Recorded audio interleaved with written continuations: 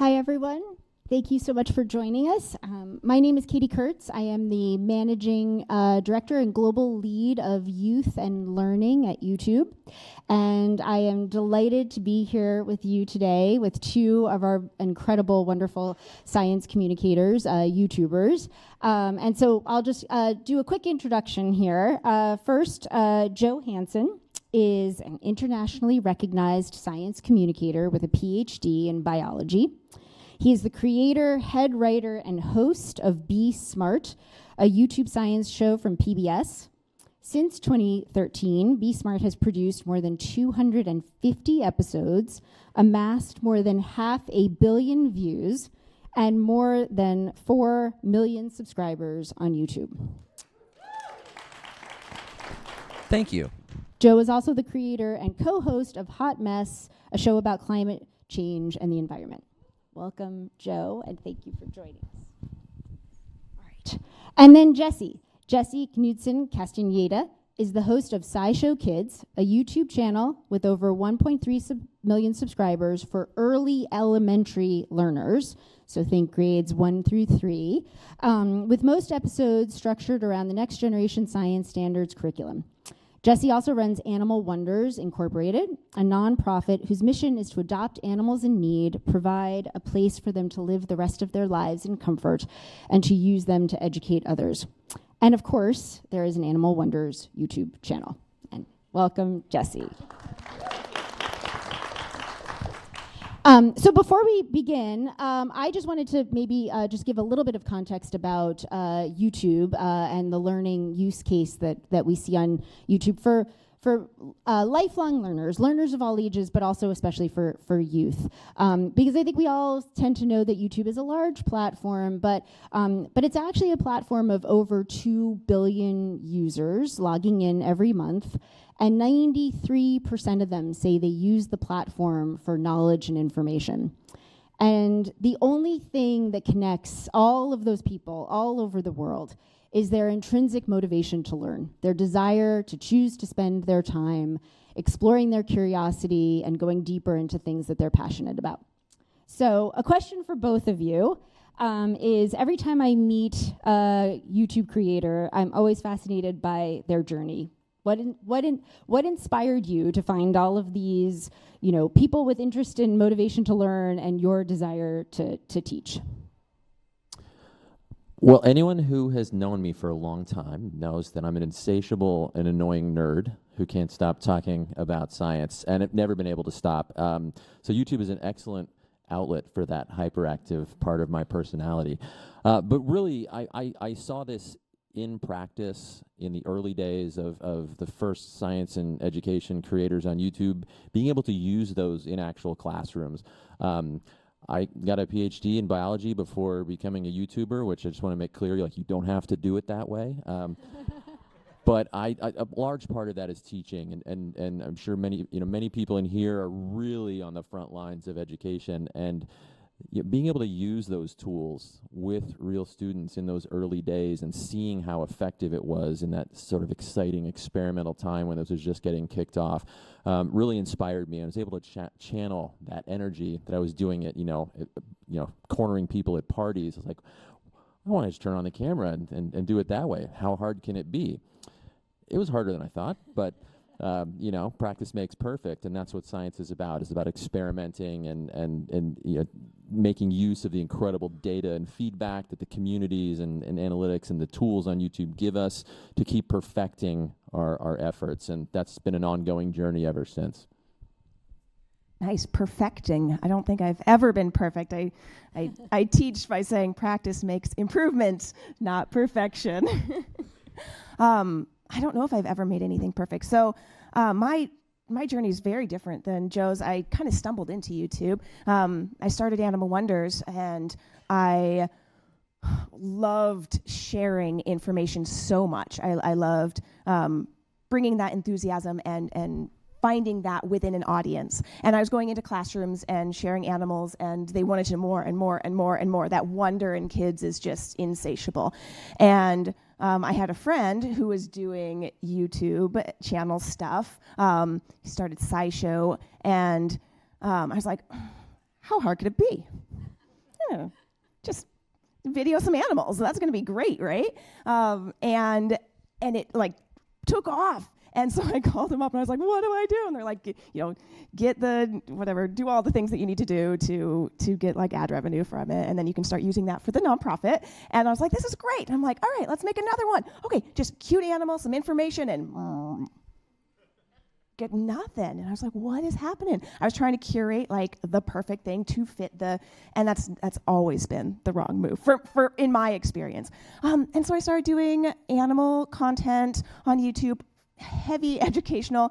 And then my friend Hank Green wanted to start a kids education. He was doing SciShow already, and they had a great community, and they were utilizing that. I mean, everyone was really rallying behind it, it seemed. And so they wanted to do some kids content. And he's like, I don't know anyone on our team that can do kids content. Hey, Jesse, you teach in like schools, right? And I was like, yeah, oh man, I would love to do that, Miss Frizzle style. And so we got together and we started the foundations of what SciShow Kids was going to be about, and it has taken off since then with big teams, and that's how I got into YouTube. I'd love to pick up on that, Jesse, because I think you said something that was really interesting about sort of grounding everyone on sort of how to think about being a part of the YouTube ecosystem and building a YouTube channel. And I think there's often this misperception around like this incredible piece of content is going to just be the thing that takes off and changes everything. And I think what you both do so exceptionally well, and what really, what really great YouTubers do is really like the starting with the audience. Maybe you could talk a little bit about like, how do you think about the audience that you're actually trying to cultivate? Oh, for sure. Yeah. I could, and I've made this mistake where I would, and I told you one of the examples is like, I tried to make this amazing piece of content and put it out there and be like, everyone's going to love it just as much as I do. And it flopped. And then I made more that were just more natural and more trying to connect to what other people were interested in, and those were ones that were picking up. And so the harder I tried to make it perfect, the less receptive people were, because it wasn't as authentic. And people, well, especially kids, which that's the world that I'm in, they pick up on authenticity, and they want to see people enjoying themselves. I mean, how many kids watch unboxing videos and just like other people playing? Like, they love to watch people having fun. So if you're gonna try and come at them not on that level, like not having fun, you're not gonna connect with that audience. And so I think I answered your question. I got on a bit of a tangent there, but I'll pass it to Joe. Yeah, and there's a marketing guru, Seth Godin, has this message that he delivers, that to be seen, you have to learn how to see. And the first thing that me and my team try to do when we're approaching an idea for YouTube is to first be YouTube viewers. I watch YouTube. I watched YouTube before I ever made YouTube. Thinking about the experience of the audience, from how they're navigating the app or their homepage, and how they're going to discover, and what are they going to be feeling and thinking, and what else is going to be on the screen around your piece of content, and how are you going to be looking at them versus talking at them, and all of these things are part of how we develop that ongoing relationship. And that relationship is really key. YouTube is the second biggest search engine in the world, but it's also one of the largest social networks in the world. It has comments. It has, for better or worse, it has like buttons. It has signals for people to tell it what it likes. And this is the thing that becomes the algorithm, right? This word we hear about. But what that is a happiness optimizer for people who come onto YouTube. It just wants to give them a good time. And just because you have the most beautiful and meaningful piece of content out there doesn't mean that it will be discovered, doesn't mean that it will be seen or clicked on. These are all of these sort of extra layers of relationship that we have to cultivate with a lot of effort and intention in order to help people find us and then cultivate that relationship with them, because we are asking them to do very difficult things, especially in this space, to try and like change the literal world. So they need to trust us. They need to build a relationship with you and your content before you can begin to kind of push back on them and ask them to go out into the world and do whatever it is you're asking them to do. Please. I love that you brought up the trust and that relationship aspect. It's so important to build trust in not just with the kids who are consuming the information that I'm sharing with them, but the families, the parents, the teachers that are using this content, and they're the ones searching for it most of the time. It can be a very scary place to go out and try and find information for your children, and they don't have to. They could put on a fun little non-educational something or other, and building that trust. It is a full relationship with the audience, and then you can bring in that really meaningful content once you've established that community that you have and that trusting relationship. Yeah, and I'm going to say, though, I do think that the comments on YouTube channels, educational channels, are maybe like the bright spot on the internet right now. Like, they are so lovely of like users helping each other and asking questions of each other. And so I do sometimes take a lot of joy in the community helping each other, but not always. I understand. Also, it's good mental health. Comments. We don't have comments on the kids' channels. Yes, and then of course, Made for Kids channels don't have comments. Yeah. And it's incredible fuel for us. It really is real feedback. It's very anecdotal, of course. I only pick out the good ones to think about when I'm laying in bed at night. But it is incredibly motivating. It's the new digital version of that crayon letter from a child telling you how you changed their life. You know, it's you can see that real impact and see it out there. That is the real world. It's not just some little strange corner of the internet. This is the real world and real people. Yeah, and I also love that point about. When people ask about like, well, how do I make sure the algorithm finds me? And it's like, always substitute algorithm with audience. How does the audience find me? You know, that's always my tip for folks is like, think about the audience that you're trying to reach and then how are you finding them rather than trying to game the audience. But Jesse, I want to come back to what you were talking about trust. And also about fun, because as someone who is creating content, we do have, sort of made for kids experiences on YouTube, which are very much different than sort of, general audience. Although, as Joe pointed out, I don't know what a general audience actually means. When you think about creating content for kids, how do you think about that balance of fun, engaging, entertainment? We often hear this word, edutainment. I don't totally know what that means. And how do you think about balancing that with clarity, accuracy, like making sure that you're getting the message across, but doing it in a way that young people can understand? Yeah. Well, I meet them where they are. I put myself in their shoes, and we've all been kids, and we know what boring is, and we know what fun is. So we have a puppet on the channel, which already adds an element of whimsy, and they get to learn alongside him. So he's a child. His name is Squeaks. He's a robot rat, and so bringing that aspect in there, I don't have to play act like I don't know. And so that's authentic. I get to be that like wanderer with them and let me share this information. Or maybe I don't know, let's ask a scientist. They know, this is super exciting. Let's deep dive down into, however, echolocation or whatever it is. And so they are watching how to enjoy learning. And so edutainment is well, you know what it is. It's making learning fun. It is allowing them to see themselves in the content that you're creating. So be silly, be curious, then show them how that is done so that they can learn it too. They can actively participate in enjoying learning. And then give them the tools to continue that curiosity. It's huge. That's how we balance that. Yeah, and I think that's one of the categories of kids content that is maybe my favorite, is this idea of like learn and do. Like, let me give you an idea and then go out and do it in the world.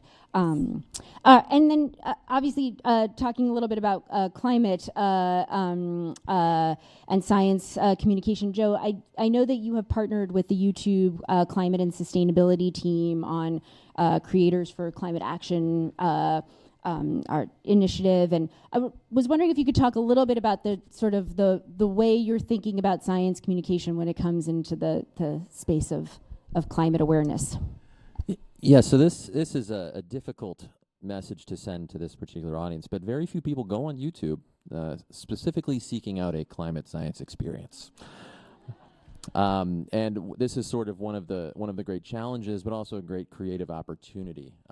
And yeah, we talk about like what is the objective, and you brought up this word curiosity earlier, and I certainly hate buzzwords, but it really does. Curiosity has an actual psychological definition in this. It was called a motivation to seek out scientific information for personal pleasure. Like, what kind of weird people are out there doing that? But they do exist, and this is what YouTube and the broad ecosystem of learning on YouTube lets people do, is get that dopamine hit for wiring new brain connections and seeing new things about the world. And in particular, when it comes to climate, in the early days, I experimented with fairly traditional things, like here's 23 things you need to know about why climate change is real. Here's what it really means that 98% of scientists agree that climate change is real and happening right now. Well, I did great with the choir. They were listening to that sermon repeat. But when we try to break out into that broader audience, and you start to think about the other things that are existing around that, the videos that are being presented to that viewer, we begin to ask ourselves and see, as we all know, that climate is connected to just about literally everything that we experience. It is the future that these young people will experience, will be informed and affected by this in every single way. So when we get that comment now that says, I can't believe you're bringing climate change into this, and I'm like, climate change is in this. There's no way to treat this subject responsibly without talking about this. But frequently you will not see that in the title. You won't. When we visit a glacier in Alaska outside of Juneau to talk about how something that big and seemingly solid can move like liquid over tens of thousands of years down a mountain, well, the key moment in there is the picture with that glacier in the distance and a lake in between me and that wall of ice, and the 100-year-old picture that gets overlaid showing that where I'm standing was covered in that same block of ice a century ago. It's visiting the lab. It's in San Diego, holding up a piece of 50,000-year-old ice with tiny air bubbles in it and talking about how they shoot atoms through a machine to figure out what the atmosphere was like 10,000 years ago. And that's the gee whiz cool science machines that go beep and have lasers and stuff. But there's a message in there. When we had the incredible privilege to go to Tanzania and do videos in the Serengeti, and watching incredible changes in animal behavior that are giving you that sort of ooh, ah, wow, lean back experience. But it's changing, and it's becoming more rare, and these giant charismatic creatures are disappearing from our planet because of what we're doing. We are, I don't ever like to say hiding the vegetables, because vegetables are good for you and they actually taste good and I enjoy them. But we are figuring out ways to take things that we know people already enjoy. We study YouTube and we watch it, and I watch it every day, and I think about what I enjoy. And all I'm trying to do is maybe draw one extra link and give you that nice, pleasurable experience of showing you that, hey, this thing you like, that you love, well, it'll be easier to hold this heavy thing if we tie it to this other thing that you love. And can I ask, because Joe, I think one of the things that you do so beautifully is, as someone who has been in this space for a very, very long time now, and how heavy and anxious this can make young people, the issue of climate change, adults alike, you find a way to bring some wonder in it. How do you control for your own anxiety, not transmitting your own anxiety? Well, there's a lot of dark nights, Katie. Yeah, if we don't have, well, this is going to spoil my answer at the end, but we have to talk about this because we still can, like, we still have an open future. We still have positive stories of how fast trajectories are changing in energy costs and food sources, and incredible shifts of graphs that we thought would lead us to doom are now giving us a slightly less negative view of the world. Yeah, as long as we can, we have to. And I think that the anxiety is real and there, and we have to acknowledge it and let people feel that. But with curiosity comes optimism and opportunity, because it enables you, as we talk about giving it as a tool, it enables you to be able to change your mind and know that the world is not written in stone, that there are opportunities to push on it and write different futures. So, we don't wade into like techno optimism where, like, look at this cool invention and we're going to tell you how it works and it's going to save everything. But we do show that there are people out there who care. We show that we care, and passion can be motivating. We're just fighting nihilism and that resigning yourself to being a passenger on the planet, by giving them again that positive experience and that joy that just comes from learning how to be a better citizen of the universe, whether that's quantum physics or cool astronomy or biology or climate. It's awesome. I mean, it's really it's incredible what both of you do and the impact that you can have on your audiences. We talked about some of this, excuse me, intrinsic motivation of people going to YouTube to learn. But we're also seeing how important YouTube video is. Sorry. Stay hydrated. How important YouTube video is within classrooms. And there was an Ipsos survey that came out last year saying that 94% of teachers around the world are using YouTube video inside of their classrooms as a teaching tool. 84% of them are using YouTube video within their lesson plans at least once a month. And so as you think about what you're doing and the audiences that you're cultivating on the platform, how are you also thinking about how that can be used beyond the platform and into the walls of more formal education settings? Oh yeah. I very few days go by that I don't have someone telling me that they're using SciShow Kids in their classroom, parents and teachers and kids, and teachers are using our content for their curriculums, and that is, even homeschool groups are using our content. And so, sorry, the question, the question again. Just how you think about, like, because you think about being very aligned to standards. Yes. Yes. And then how do you think about that as how you're sort of creating your content for this use case, and particularly how the standards and then off the platform as well. Yeah, exactly. So the kids are seeing, the teachers are using it. It's very important for the teachers to be able to find quality content that align to their standards that they're teaching in their curriculums. They build their curriculums around it or they supplement it. But also, kids find screen time fun and rewarding, and it brings them that dopamine hit. And so when teachers are assigning the SciShow Kids videos in class and they're doing it repeatedly, they're forming that relationship with my face and the community around it and the way that the content is delivered. And so when they're at home and what they're choosing to spend their time on, they'll actually find comfort going back to that channel and learning on their own, because they find joy in it and belonging in it.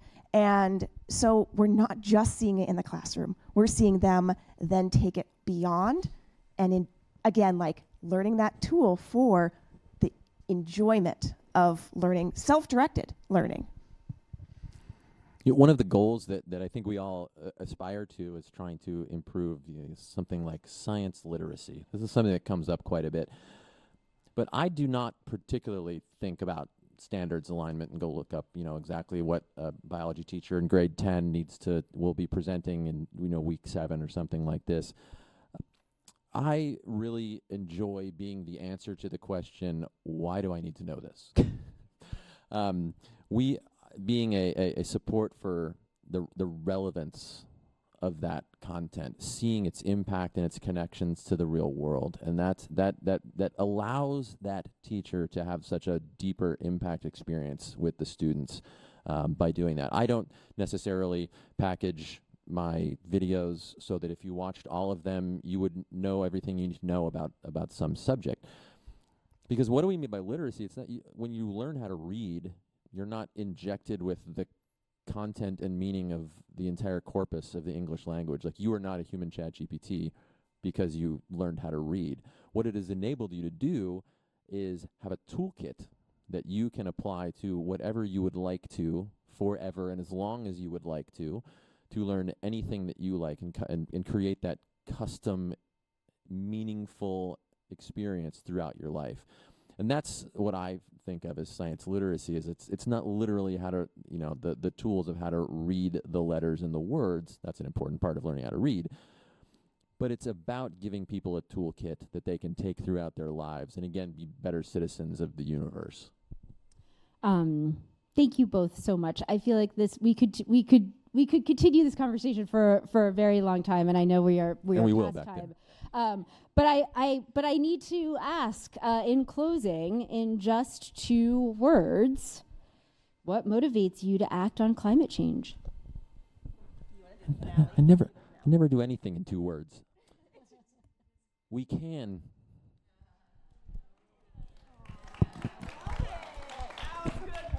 Good job. I've already heard others say it. As soon as I knew that was a question, immediately what came to my mind was the same thing as everyone else, most people, not you, Joe, or Arnold Schwarzenegger, but mine is my children, for sure, 100%. My kids are going to be so mad at me. Exactly. Wait till they see this video. All right. Thank you both so much. We really thank you for sharing your knowledge and wisdom with us.